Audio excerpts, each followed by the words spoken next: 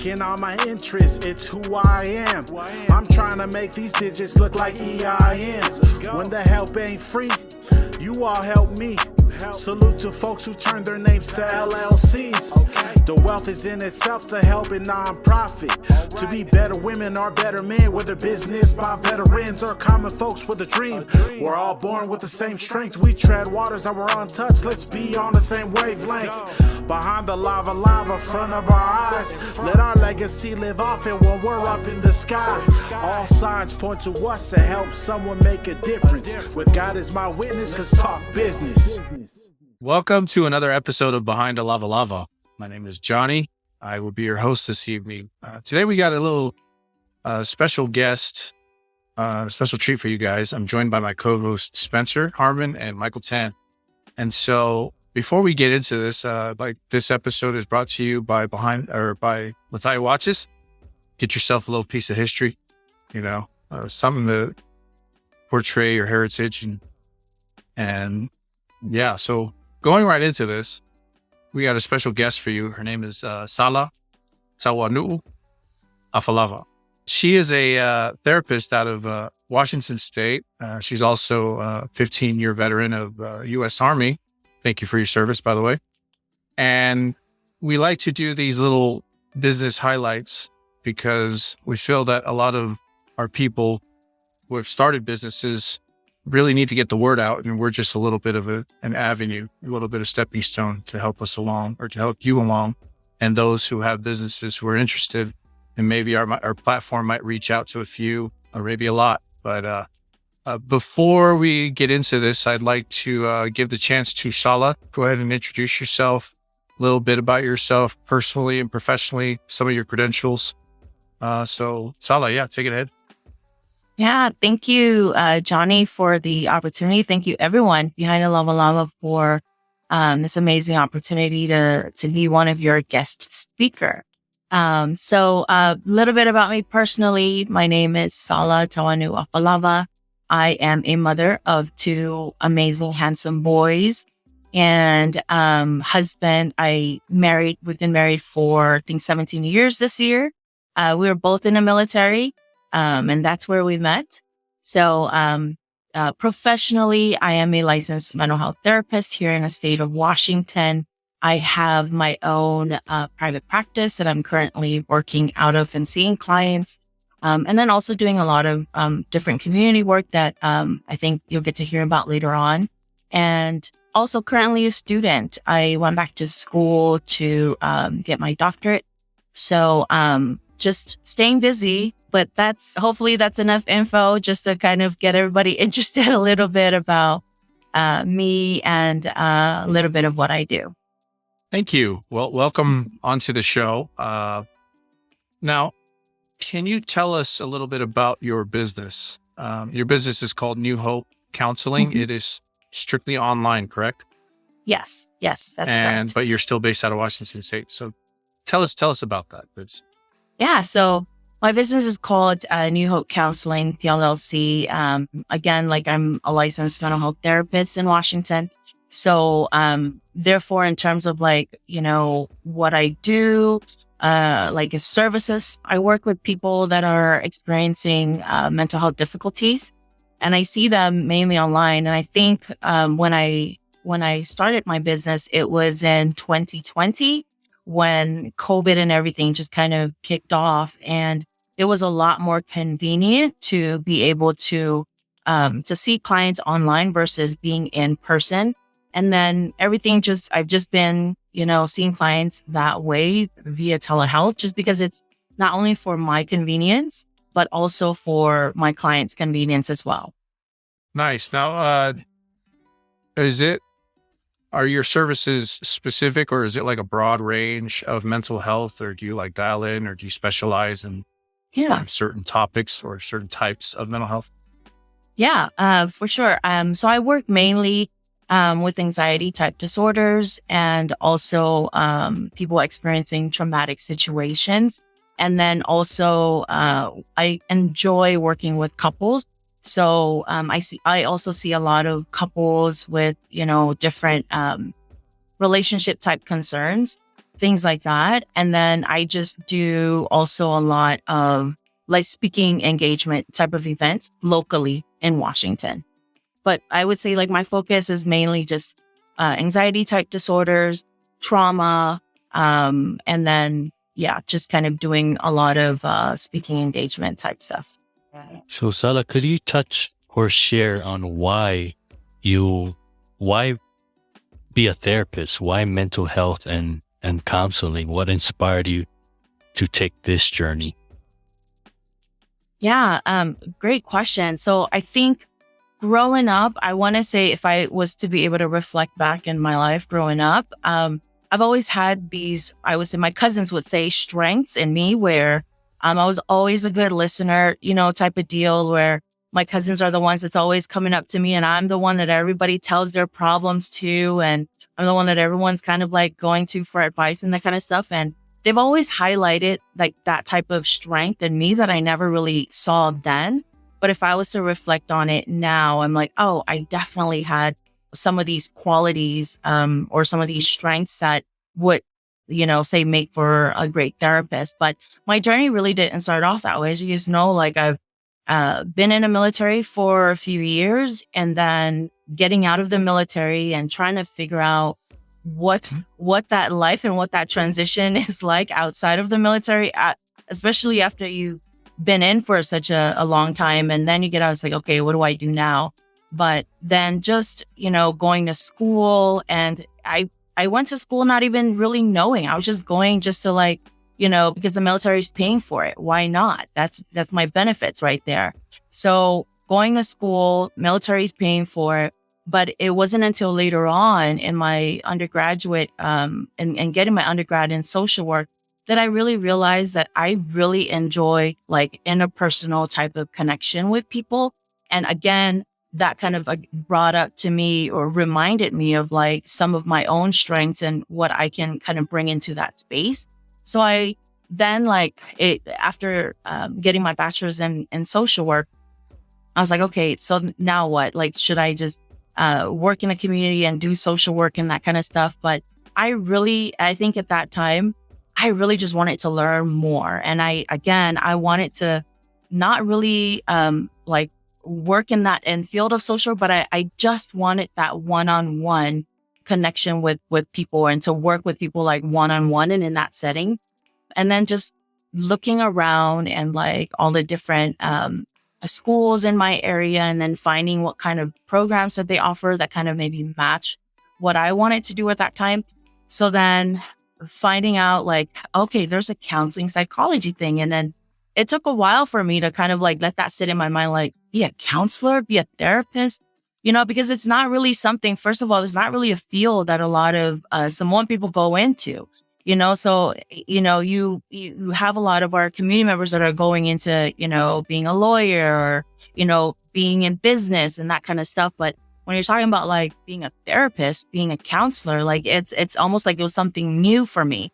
But the more I looked into it and just realized like, okay, so a counselor, a therapist is someone that can like really sit in that space, one-on-one with people and just be able to try and work things out with people. And to me, that was huge. So, I was like, okay, well, let me just give this a try. I really didn't like psychology.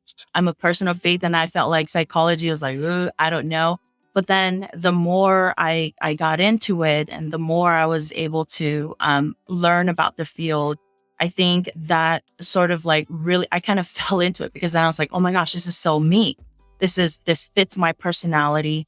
This fits like really what I want to do. And then after I got my master's in counseling psychology and became a licensed therapist and all that, I again wanted to pursue more in my field. And the reason why I'm now in my doctorate programs. Yeah. Hopefully that wasn't too long of an answer.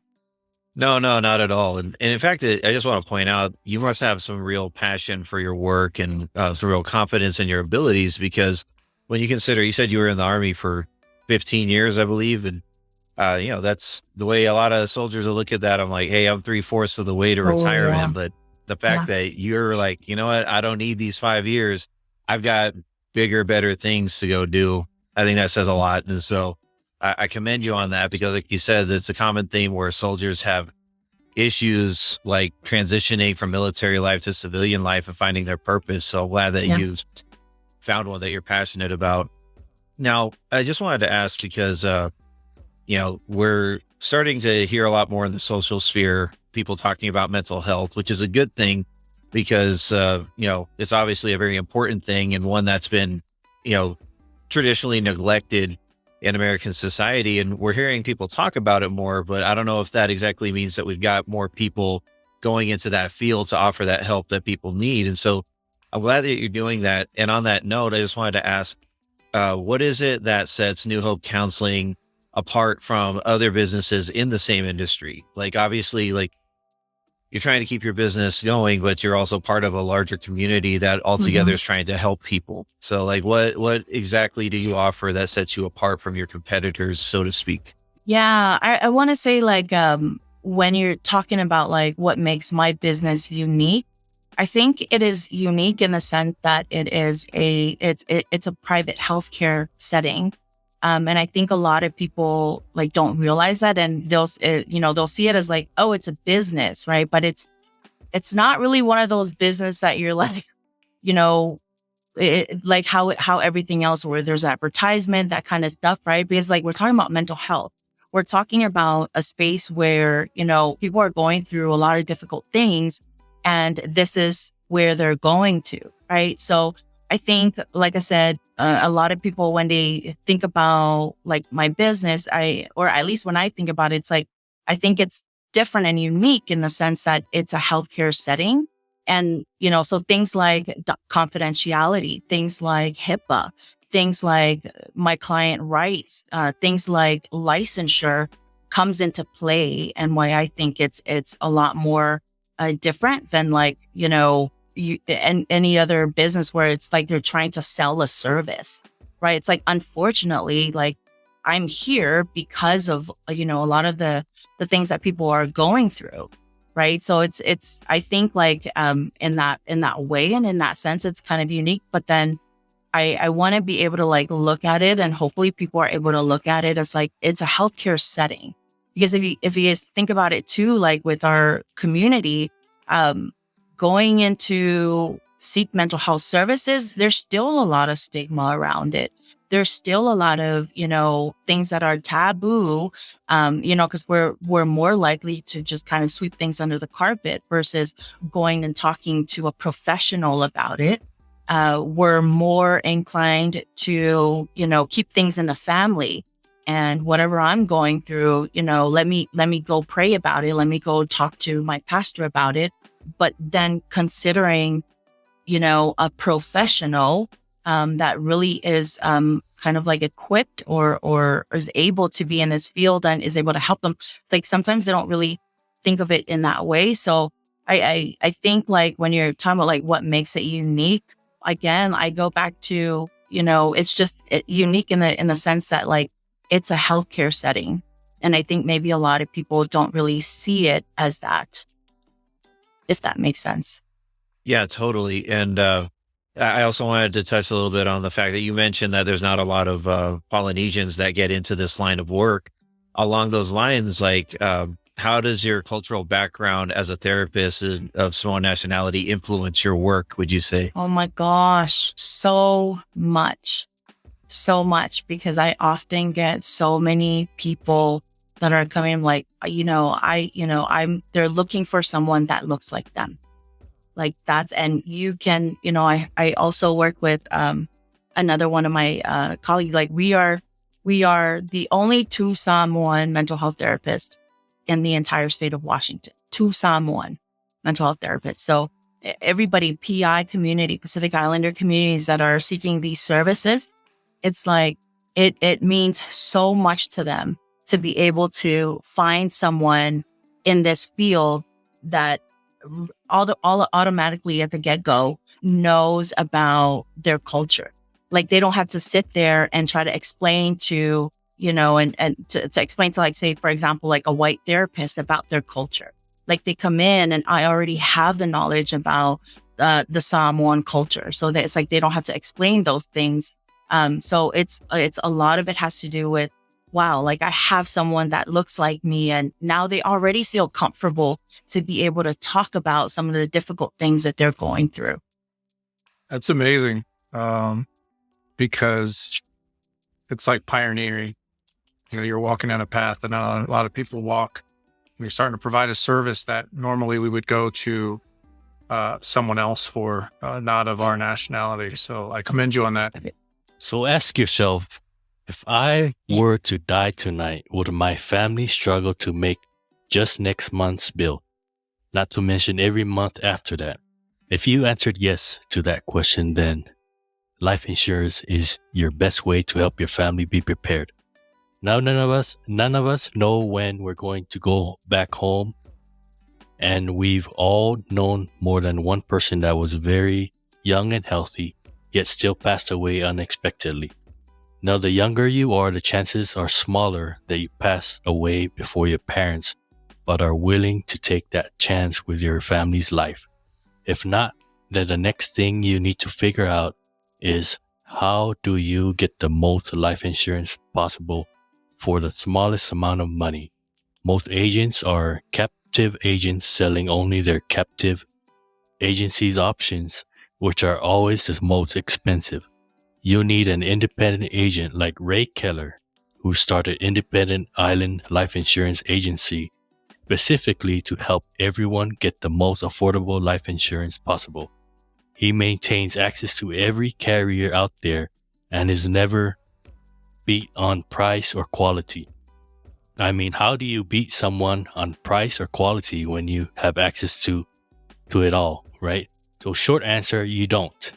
Many have tried and all have failed. Reach out to Ray Keller at 435-200-4869 or find him on Facebook at Independent Island Life Insurance. Remember, with life insurance, you're either early or late. You're never on time. So I know Spencer touched on this earlier, and I was wondering, do you receive a lot of clientele, or do you have a lot of clientele that are Pacific Islander, or do you cater to a lot of Pacific Islanders? And two parts. And if so, how hard was it to get them to open up? I mean, I know there's a lot of pride involved with our culture. So, I mean, I know I wouldn't do well in therapy, but that's just my own opinion. I might flake under pressure. So I don't know. So yeah, great question again. So I would say, at least for my caseload right now, I'd say I get a good fair amount. And also that a huge part of that is because I also partner with a local nonprofit that focuses mainly on Asian Pacific, Native Hawaiian population here in Washington. So they're a huge nonprofit organization, and they just focus on AA and HPI communities. So I get a lot of referrals because they sponsor therapy sessions. They sponsor like 5 therapy sessions for people. So when I partner with them, I not only teach community classes, mental health community classes for them, but they would also, like, if anyone from those community classes are interested in starting therapy, they get to, come see me or my colleague. And then that organization is sponsoring 5 therapy sessions. So I do get a fair amount right now. I think when I first started, I would get probably 2 or 3 here and there for the entire year. And then when they do come in, honestly, it's like, as soon as it's like, they're very excited because they've seen a Samoan therapist because they think I'm like non-existent. So they're very excited for one, and we're already connecting. And then 2, like, no, they just open up. And I know that might be surprising, but like, I think they're just really excited. It's like, wow, like it's a Samoan therapist, so they already feel like there's a connection there, which is why I say, like, for them, when they do reach out and they are going through mental health issues, it does matter a lot that they are finding someone that looks like them. At least that's what we're getting. At least that's what at least that's what we are getting on our end. It's like, oh my gosh, like it is so, even Hawaiian people. And so any of the Pacific Islander people, even just them, finding me and my colleague, and they're like, wow, you're from the islands, So it's like already we have this connection, and then they're able to open up. So, in my experience, at least I can speak for myself and my experience, I'd say like, when they do come in, they are very open, and they're able to, I think they're a lot more comfortable because it's me. Yeah, I think it's very important to have people who we can relate to, because I've gone through the VA therapist and a local private company out here for marriage counseling, and both counseling sessions I wasn't able to relate to them, mainly because when we first started out, I asked him straight up, do you know anything about Pacific Islanders? Do you know what a Samoan is? Do you know what this is? But the only thing they would reference to is Hawaii. But at the same time, they don't know anything about Hawaii. All they know is what they see from TV. And now they have to go do their homework and figure out what makes our people click. So, during my sessions with my VA therapist, I was like, man, this Palangi telling me what to do. Now he's sending me off to do homework and do this throughout the week. And, every week I would meet with him. But yeah, I was meeting with him face to face and talking to him. But there was nothing that I could, connect with him with personally. To me, he was just someone who was just telling me what to do, telling me the steps I can do to help me with my depression and my suicidal thoughts.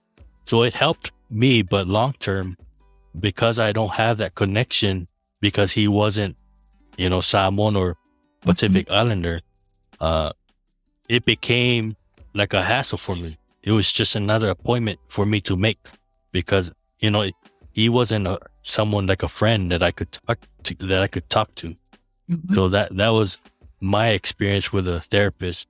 And I think it's very important for people to find the right therapist, because especially for like things like marriage counseling, if you go to the wrong therapist, it'll just add on to your troubles.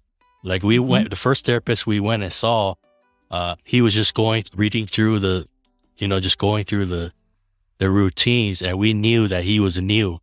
He wasn't connecting with us. Then the second therapist that we went to, she helped out a lot.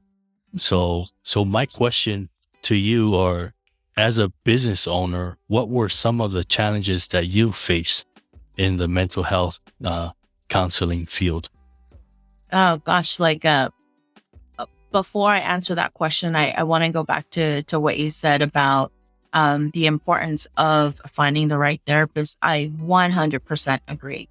100% agree. And what I always tell, clients or new clients that are seeking services is I give this 30-minute consultation, and I tell them, this is just a you get to know me and I get to know you appointment. There is no pressure. Even after you talking to me for 30 minutes today and you feel like, oh man, Sala just talked way too much. I don't think I'm going to connect with her. I don't think I'm going to get a word in, because like Sala just talks way too much, like even if that's how you feel after, that is absolutely fine. I would recommend that. I will give you recommendations because it is really, really important that you find a therapist that you're able to connect with. And we get a lot of people that are like, that, they don't even know that it's okay to shop around for a therapist. Because that initial meeting and for you to connect with a therapist, like that plays so much into how your therapy is going to go. Like that therapeutic alliance is so important, and it is key to you being able to open up, to trusting this person, and then just kind of like, continuing on with therapy from there. So if anything, I'm the kind of therapist that will tell my new clients, like, look, even after this 30 minutes, like my goal is to counsel myself out of a job. Like, I don't want to keep, like, I don't think people should be in therapy for the rest of their lives unless they really, really need to. Like, we all go through things where, you kind of need that third person to be able to help kind of guide or navigate some of the things that you're going through. But I'm not going to be here and, try to make sure that you keep coming and seeing me. Like, I will, if you're not doing well a year from now, I'm going to need to reevaluate myself. And it's like, okay, what am I not doing? Because I don't see any progress, with this client. Like, what is going on? Is there something else that I'm missing?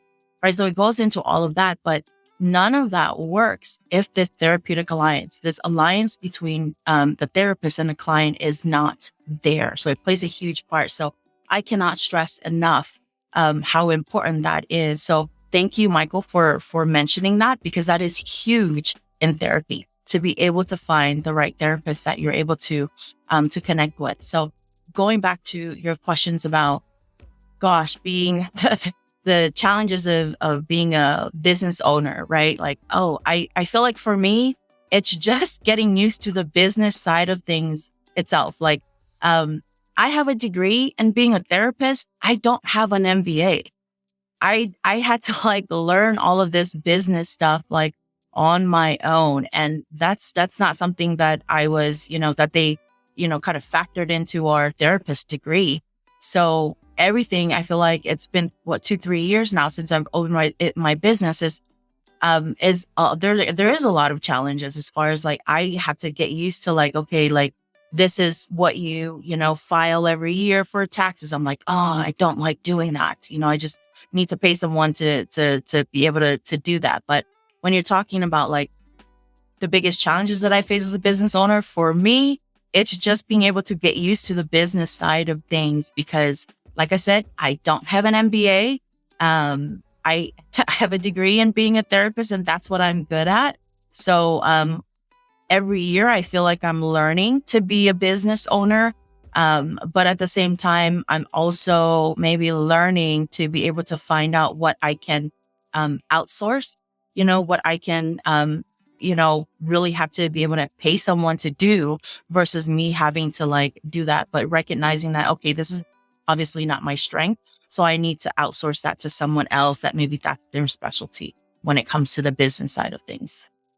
That's really neat. And, thanks for speaking on that as well. And the idea of finding the right therapist. And because, for me, a lot of things that a very important thing is sincerity. And it's one of those things that I'll get a little apathetic about, especially through the military side of things, because, every quarter you've got to do your SHARP training or your suicide prevention and whatnot. And those are good things. And I don't doubt that there are positive soldiers and government workers that are passionate about providing help for soldiers.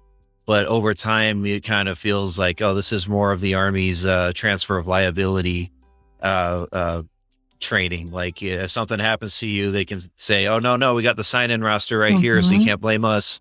We gave them this class, but for you to basically just say it right out, I'm here to talk myself out of a job over time. That is the goal. It's that's a true test of sincerity, and I'm glad that that's something that you offer.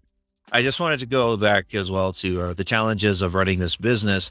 Now, we're very, you said this started because of COVID. You've made the adjustment to do online sessions. I just wanted to ask you, what unique challenges do you think you are presented with being an online private practice? Do you find it very convenient, or is it just extra challenging in its own way?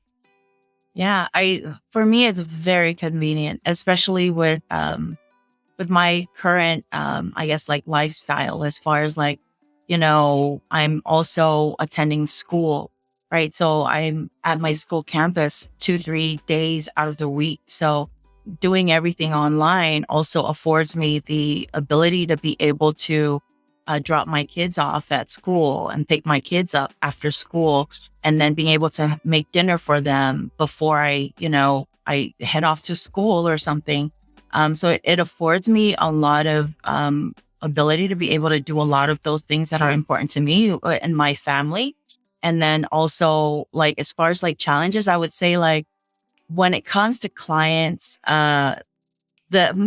my elderly population clients are the ones that's usually kind of struggling with maybe navigating technology and things like that. So when I do get those clients that are maybe not as tech savvy, or like I'll send them the link and they kind of need me to talk them through clicking on the link, making sure they download the app, that kind of stuff.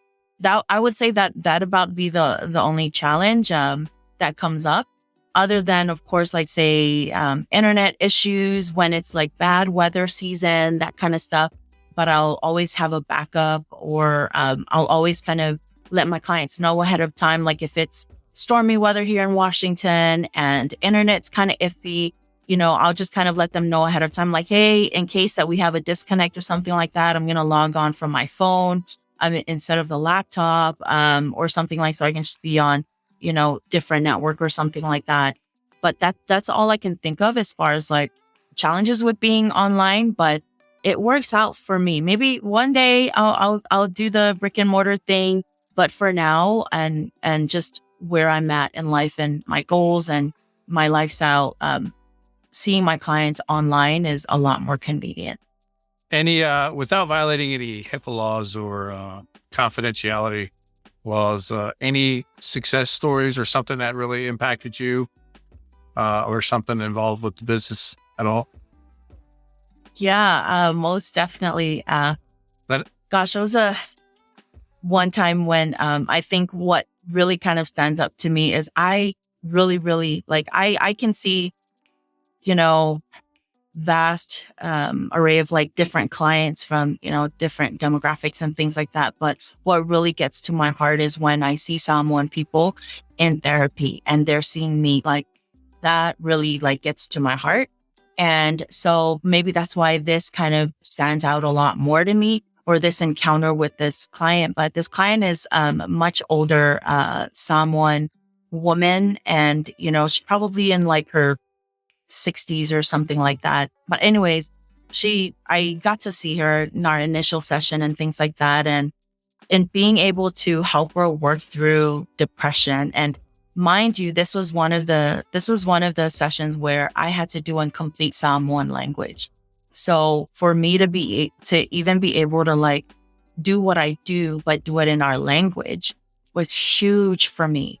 Right. So being able to talk her through and help this, this client to understand depression and what it is, because I'm saying it to her in Samoan, I'm speaking to her in Samoan, and I'm explaining the symptoms, I'm explaining why she's feeling this way, and how things are working in her mind and her body, and why she's experiencing this way, and some of the things that she can do. And I'm saying all of this in Samoan, right?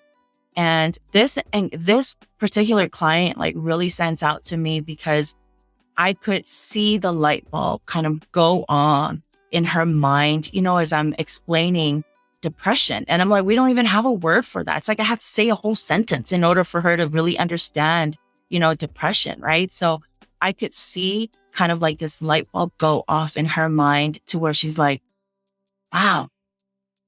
And then she's repeating back to me what I'm saying to her. It was like she was repeating back to me a few times what I was saying to her about what depression was. And for me, I was able to see, like, it was like I'm literally seeing this person, this Samoan woman, understanding depression. It was like she was able to grasp it. And I knew that was going to do so much for her to just even understand why she's feeling the way that she's feeling, what she can do, what the next, steps would be for me to be able to see that light bulb kind of switch on in her mind, like, was like just amazing for me. Like that was amazing for me. And yeah, I still kind of feel that way when I think about that session, because it means so much to me. Like I can see, anybody that speaks English, and yes, but then to be able to see people not only in this therapy space, but to speak to them and to do therapy in Samoan was for me even mind blowing. And I'm just like, wow, that was amazing to be able to do that and to be able to have the honor to be able to sit with this person and then explain to them in our language like what was going on. So I would say that would be like a testimonial thing, that a moment that kind of stood out to me. That's an amazing testimonial, because it's amazing because you don't really hear stories like that. I know Samoan people are not the most numerous people in the world. You're probably rarely ever going to be able to call into a hotline and press 2 to get the Samoan options, So the fact that you know what I mean? And so let alone to have somebody who has a practice and there is an option to tailor that toward people who need it broken down into their native tongue, and that being Samoan, like it's amazing that you can reach basically people that otherwise would not have been able to access the help that they needed. And so that's an amazing testimony for sure. You obviously provide a very valuable service. And so on that note, I just wanted to go ahead and recap what we went over here today. You very dedicated, amazing career in the Army, 15 years. That's a very noteworthy stretch. And you found a passion for therapy and reaching out to people and providing a service and a help to people that otherwise they didn't have. And so you went out, and because due to COVID, you were able to create this practice and do it completely online. It makes it convenient for you, and no doubt makes it more convenient for your patients as well. I just imagine there's so many more people that are able to access you and the service you provide thanks to that. And like you told us, you're here to talk yourself out of the job, ultimately meaning that you're helping people sincerely get healthy. And so we just wanted to thank you for providing that service and for sharing that with us here on the podcast so that we can highlight that. And I'm hoping that people that are at home and listening in on this session who may need help are able to realize they've got someone there, whether they be Samoan or any other ethnicity or culture. Like, I'm sure that you have a service that you can provide for all of them as well. I hope they listen in and they're able to reach out to you and find that help. Thanks for the recap, Spence. Real quick, any plans on retiring and going back home and opening up a practice? Possibly. But there's a lot of work to be done here, but I would absolutely love the opportunity to be able to go back and to serve our community back in the island. So absolutely. As I can tell you, we could definitely use the service down there. Okay. I know went back last year, and it's a lot has changed, but it's still the same. You know what I mean? The feel is still the same. Yep. Home is still home. Yes. And I know that there's a lot of different services or amenities and conveniences that we enjoy here in the States that would benefit American Samoa greatly. So, I mean, be nice. I agree. I was home last year too, and I absolutely agree. But I'm also in network with the mental health people that are working there. So I'm also in network with them. We do have we call it Pacific Islander Clinicians Network, which is comprised of like social workers and mental health therapists across the entire U.S. So it's only like about 30 something of us, but we have a Facebook group, and so we're communicating. We're communicating with I can't remember if there's some in Utah, but there's so many in California. There's 2 in Washington and a few in Florida and just across the U.S. So we're kind of slowly building this network. We're still underrepresented as far as like provider wise when it comes to mental health, but hopefully as the more we get to put ourselves out there in our community, the more that young people in our community will also see our field as just another field that they can get into. And ladies and gentlemen, because she is telehealth, that means you can use her services anywhere. You don't have to be from Washington State.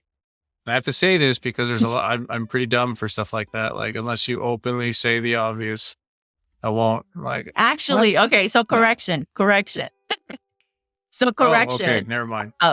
For individual services, I can only see clients in Washington state. So because there are, when it comes to like, HIPAA laws and all of that, I can't see clients that live in California, but I can move to California. But if I'm still actively licensed in Washington, I can move to California and still see clients in Washington. And that's all because, of course, once upon a time, something happened to where a therapist is seeing a client, in a different state, and something happened to the client. And so it's a whole thing. But however, we do give out a lot of community classes, which community classes on mental health that, there's so much amazing information that we put out in these classes, like everything, all those like skills and all of that stuff that we give our clients in individual sessions. We dish it out in our community sessions because we just want to get the information out there. Because therapy is expensive. So community classes is another way that we're able to hey, look, people that are not able to attend therapy, come to these workshops, come to these community classes that we're able. So that's a place where anyone from anywhere in the US can chime in because it's all online. So that's something that, they can tune into and be able to be a part of. But as far as individual therapy sessions, unfortunately, because of laws, I can only see clients in Washington. I stand corrected. Never mind. As you work. Thank you very much, Sala. Thank you for coming on our platform. Thank you for providing this service. Thank you for your service as well. And just being there for our people, for the Polynesian community. I know you provide services to everyone and anyone in the state of Washington because of the laws. But I mean, it takes a lot to find a passion that aids people. You know what I mean? Like my passion is video games. I only aid myself and beating back the boredom and my children and my wife, that's kind of a given. But, I'm sure you can find a way to monetize that, Johnny. I'm not good enough. The people who monetize that field specifically are just ridiculous. Hand-eye coordination. Nah, I got 2 left thumbs. But it's we're grateful for everything that you've done for the community, and everyone go check out New Hope Counseling LLC. Mental health is a real thing. I don't care how strong you are, unless you're me and you're He-Man, Superman to your children, then you're super strong. But if you're not me, go find a therapist and shop around. Maybe not the first one, maybe not the second, maybe not the 8th, but if you want someone that looks like you, acts like you, speaks like you, hit up Sala at New Hope Counseling LLC. I am Johnny. This is Spencer, and this is Michael Tan from Behind the Lava Lava, brought to you by Ray Keller Life Insurance. We'll catch you on the next one.